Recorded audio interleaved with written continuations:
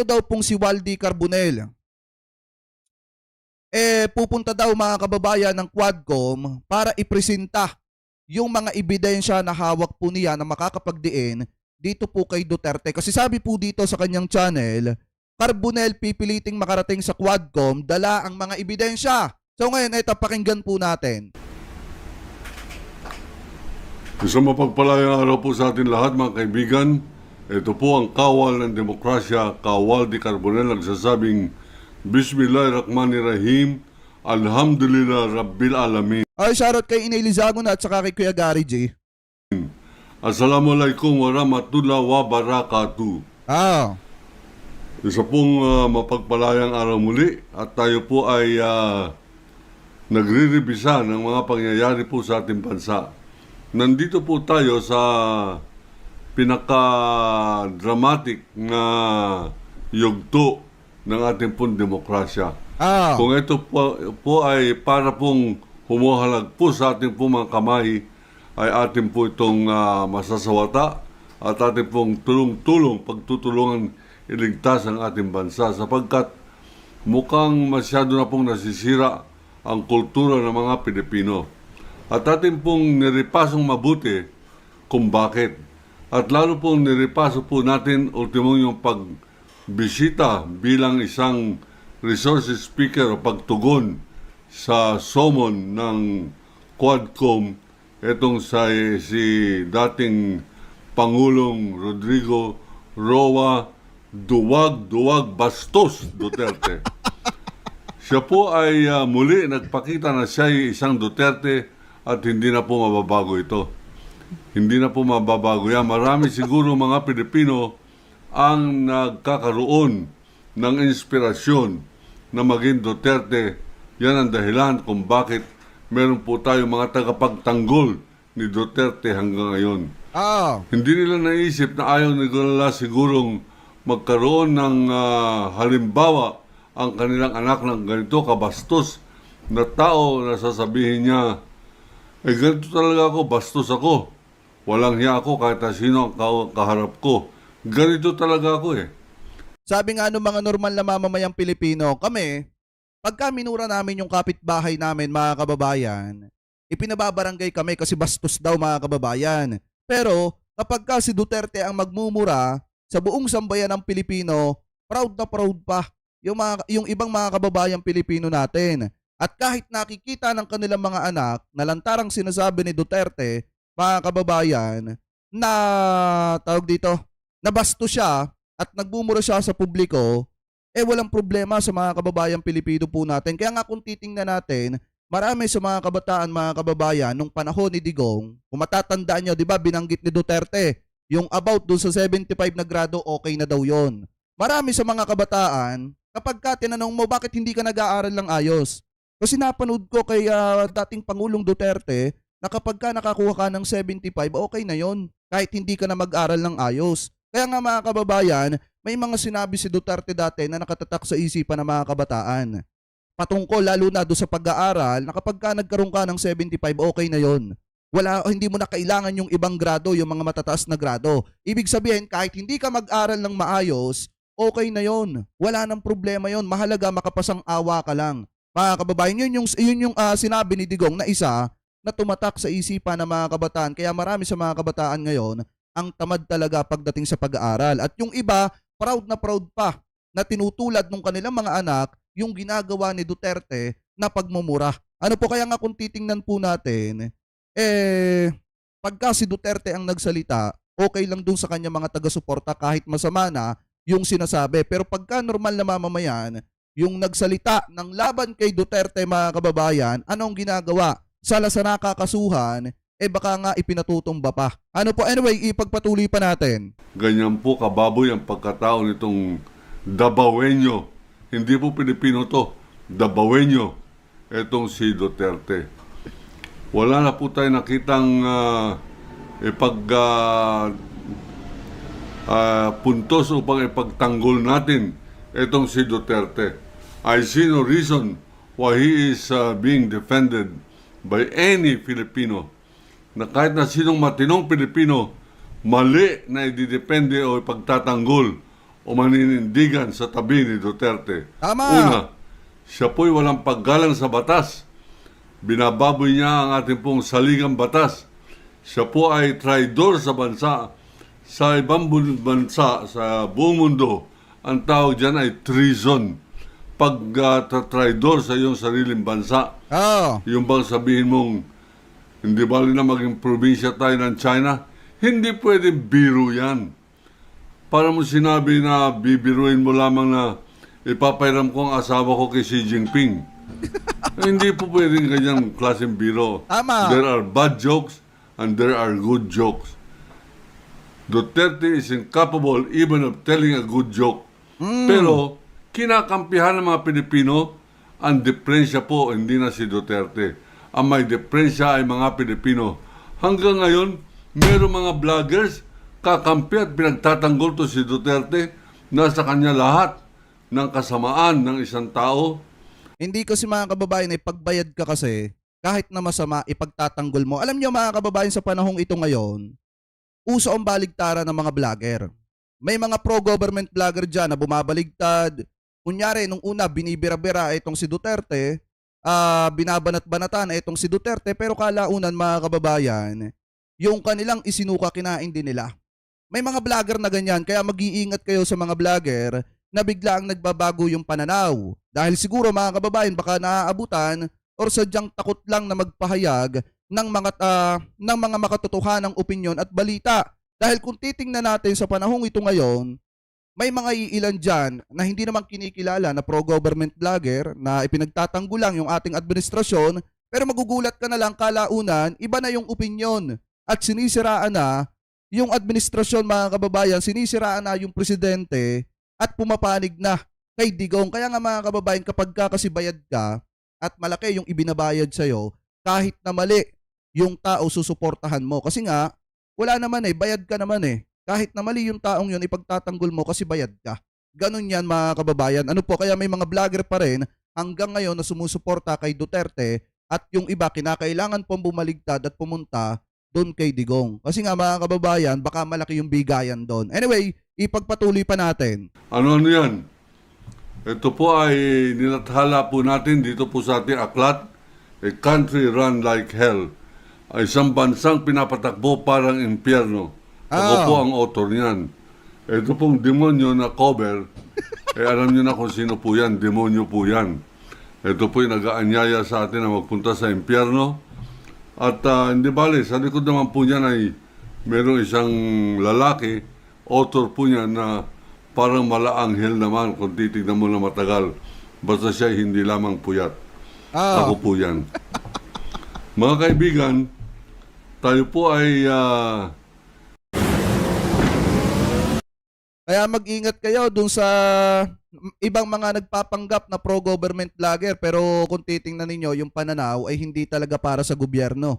Mga kababayan, kung hindi para kay Digong, mag-ingat kayo sa mga ganon. Anyway, pagpatuloy pa natin. Dapat kung ano ang tama panindigan po natin. Hindi tama ang magpapatay.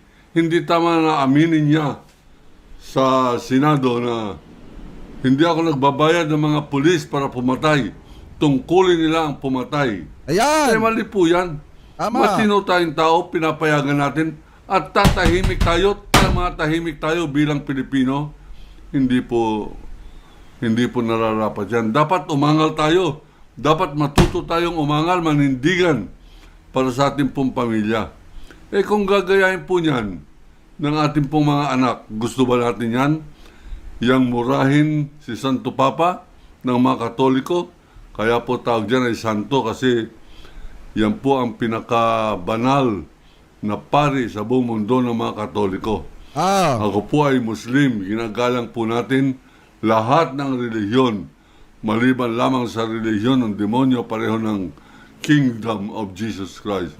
Ipagpatawad ninyo kayo mga nabulagan ni Kibuloy. Hindi ako maaring magbulag-bulagan sabihin, tama kayo, mali kayo. Baboy ang inyong sinasabing anak ng Diyos. Paano nagkaanak ang Diyos dyan? Ang Diyos, kaya po siya tawag ay Diyos. Hindi niya kinakailangan ng partner. Hindi niya kinakailangan ng anak. Wala po siyang nanay. Wala siyang tatay. Siya ay Diyos. walang kapantay. Kung may Diyos yan, kung may nanay yan, di pareho lamang po natin yan, hindi natin kapareho, kaya nga yan ay Diyos eh. At Tama. mali na sabihin ng kahit na sinong tao na ang Diyos ay stupido. Ang nagsabi niyan si Duterte. At kayo na nananalangin sa inyong Diyos, kahit na sinong inyong Diyos, tumatahimik kayo sabing stupido ang inyong Diyos. Tsaka hindi nyo ba napapansin mga kababayan, buhat ng murahin ni Duterte ang Panginoon? Ito lang mga kababayan ha, buhat ng murahin niya ang Panginoon hanggang ngayon mga kababayan sinisingil, etong si Duterte ng panahon. Kasi kung makikita ninyo, di ba sinasabi nung iba, ng mga DD-shit, napakadami naman daw magagandang nagawa nitong si Duterte. Oo, marami siyang magagandang nagawa. Pero ang tanong, bakit sinisingil siya ng panahon ngayon? Bakit kinakailangan pagbayarin siya sa panahong ito ngayon? Kasi nga mga kababayan, may mga nagawa etong si Duterte na kailangan niyang pagbayaran. At buhat nung binastos niya ang Panginoon, saglip na maganda at papuri yung anihin niya ngayon mga kababayan, binabati ko siya ng napakaraming tao.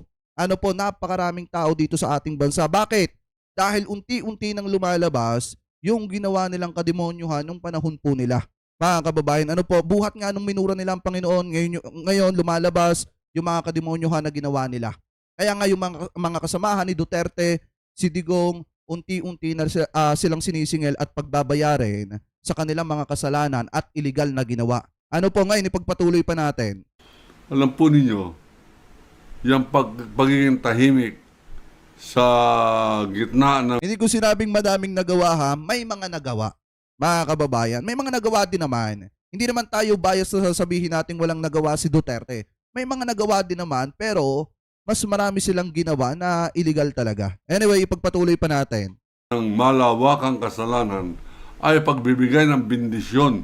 Paano sinasabi nyo? Tama ka, Bok, tama ka, Dodong, Dudong.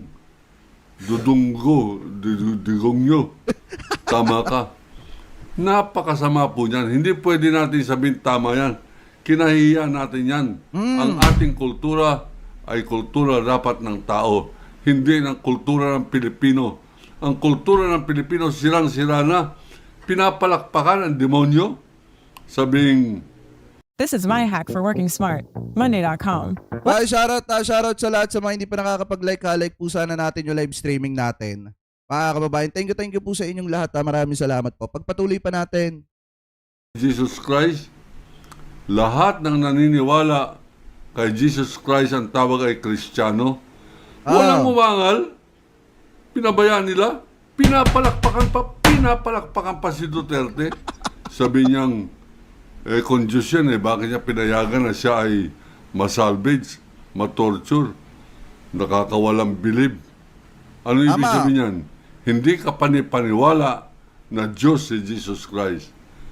Ang ating pong pananaw dyan, lahat ng relihiyon na makakapagpabuti sa tao ay tamang relihiyon. Kung ikaw ay nagiging mabuti, nagiging tao ka, at hindi ka Pilipino, mga kaibigan, ikaw ay matino. Ang Pilipino wala nang katinuan. Sapagkat hanggang ngayon, meron mga nagtatanggol sa isang nagmumura sa Diyos, meron nagtatanggol sa nagpapatay ng maraming Pilipino, may nagtatanggol na Muslim. Diyan po sa nagpabomba ng Muslim city, the only Muslim city in the Philippines. May diferensya po talaga ang ating pong kultura.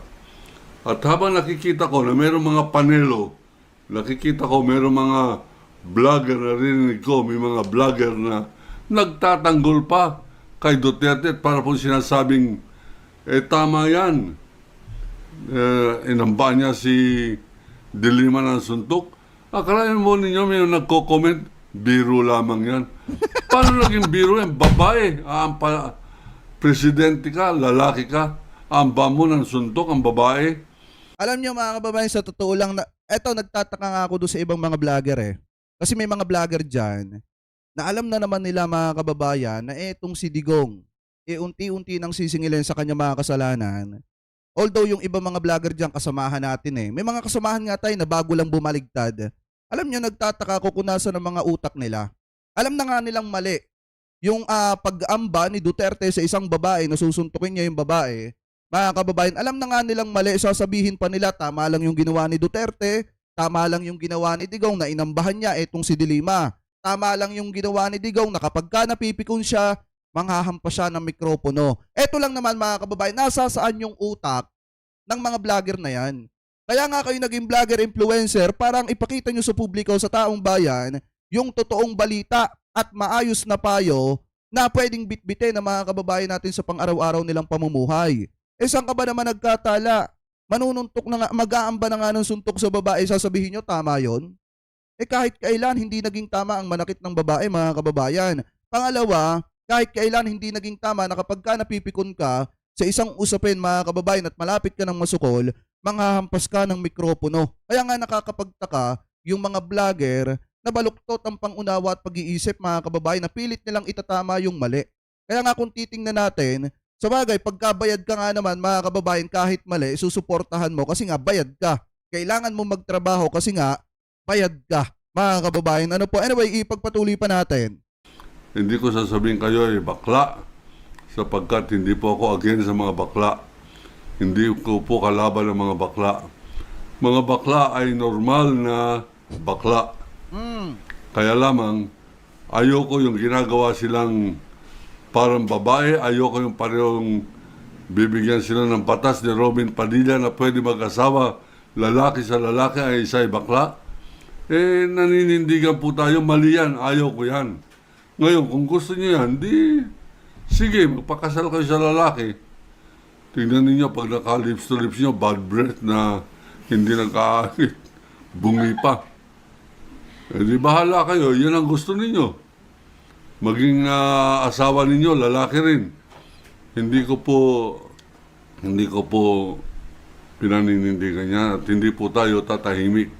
Alam po ninyo, ang sabi nga ng Amerikano, hindi naman po tayo pro-American.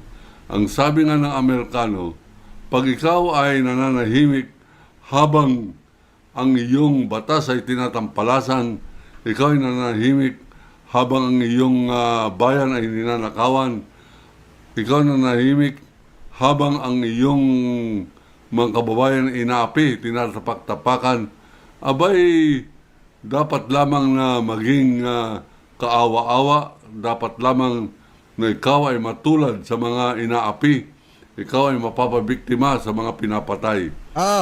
Hindi po natin gusto yan. Ayaw natin yan. Kaya po tayo naninindigan. Ngayon, yung mga bumapatikos po sa atin, hindi ko po inintindihan. Bumatikos kayo sapagkat yan ang inyong katapangan. Habang merong isang tao naninindigan laban sa kasamaan, at ang inyong issue lamang ay wala na yan, matanda na yan. At yung kanyang libro, pinagbibili niya lamang yan. Hindi po issue yan. Hindi po tayo nagbibenta ng libro para lamang magkapagbenta. Kaya po natin gustong kumalat itong ating libro. Nandito mga ebidensya ng kasamaan ni Duterte. Andito ang affidavit ni Arturo Las Cañas na siya pong pumatay sa isang broadcaster.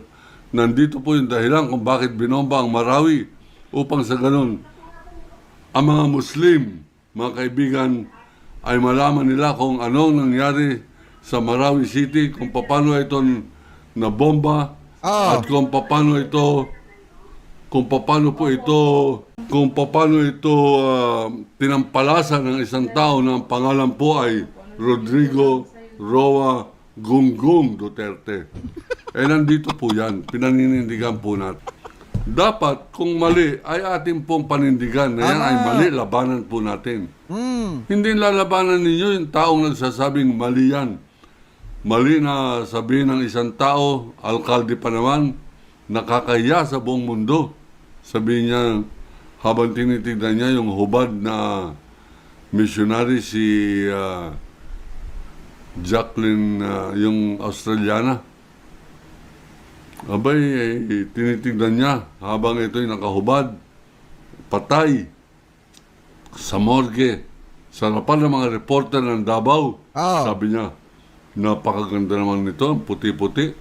Sana, pinagpilahan ito ng mga preso. Sana nauna, Mayor.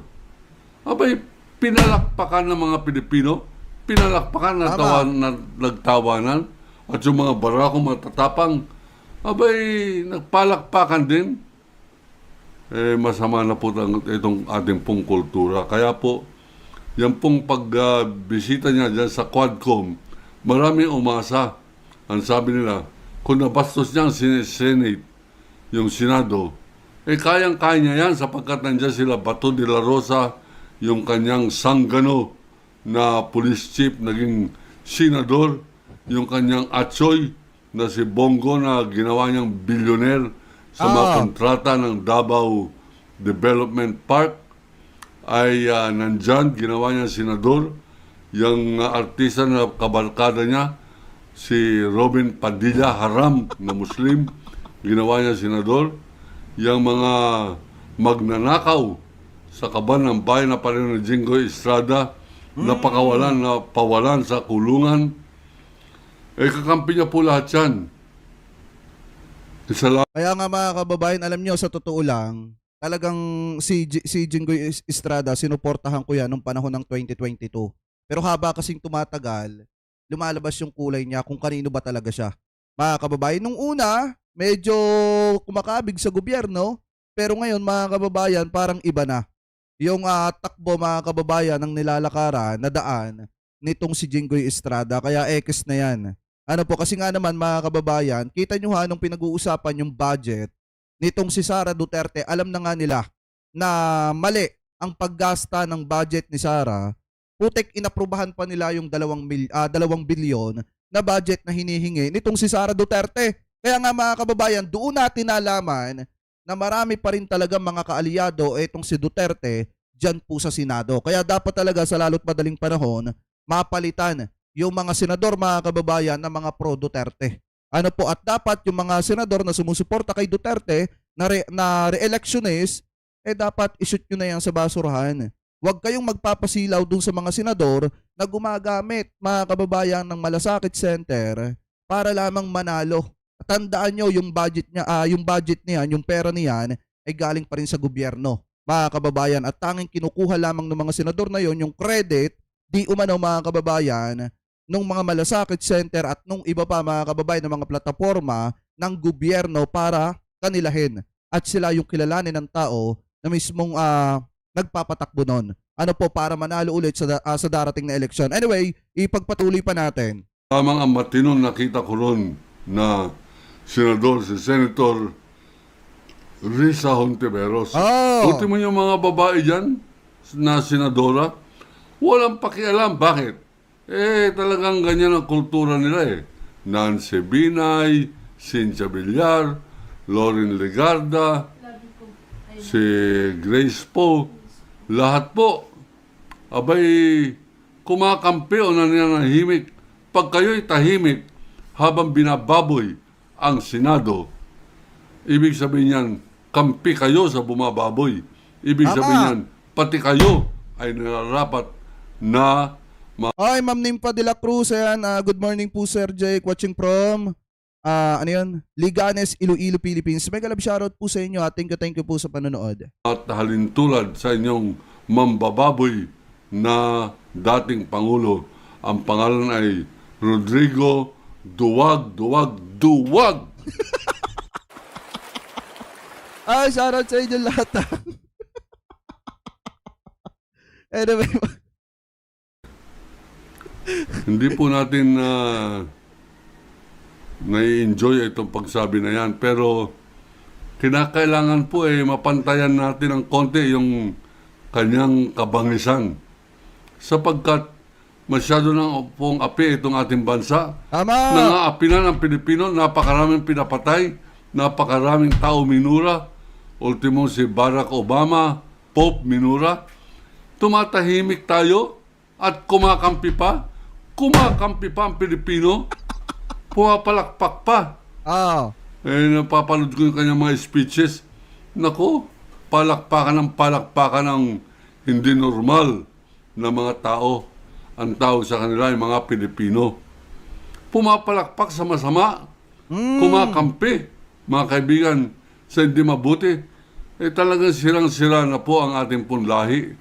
Ibinoboto mga bugok, ibinoboto mga artista, ibinoboto yung mga taong hindi naman marunong gumawa ng batas bilang mambabatas, kay kembot-kembot lang, budot-budot, Ramon Revilla, Bong Revilla, tapos magnanakaw. At hindi tayo nagagalit, hindi tayo nagdi-demonstrate, hindi tayo umaangal. Ang paggawa ng masama na nalalaman ninyong nangyayari sa inyong paligid ay pinapabayaan ninyo at hindi kayo nagproprotesta, wala pong kwentang kultura yan. Wala pong iba kundi pareho ng nakikita mo ninanakawan ng tao, tahimik ka, ang iyong filosofiya, baka tayo madamay, bayaan mo na. Nakawan niya yan. Merong mag-ina, binaril dyan sa Tarlac, sa Paniki Tarlac. Ang kasalanan ng lalaki, ng batang lalaki, nagpapaputok ng boga, yung pong kawayan na pang bagong taon, puputok-putok, sinita ng pulis. Yung pulis, ang pinagmamalaki, pulis siya ng iglesia.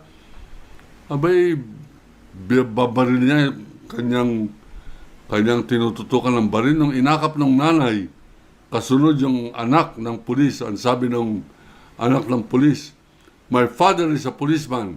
Ang sabi ng nanay na umaakap doon sa babaril niya anak, "I don't care, he he he he."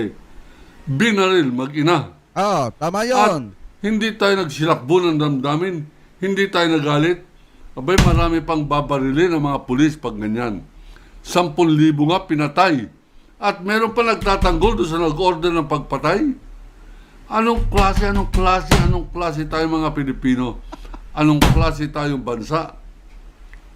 Tayo po ay Kaya nga yung mga DD-shit, dapat yung matauhan na kayo ngayon. Isipin nyo na maraming beses kung tama pa ba na sinusuportahan nyo yang si Duterte. Kasi baka mamaya suporta kayo ng suporta, hindi nyo alam, mali na yung sinusuportahan ninyo at ginagawa na kayong uto-uto. Kasi mga kababayan, sa totoo lang, bugok na lang yung susuporta kay Digong. Alam nyo na naman, na unti-unti nang lumalabas, yung mga katotohanan, mga kababayan, na talagang mali ang ginawa ni Duterte. May mga nagawa siyang mali nung panahon na siya ang presidente. Masyado niyang naabuso yung kapangyarihan niya. Tapos yung mga DD-shit, proud na proud pa.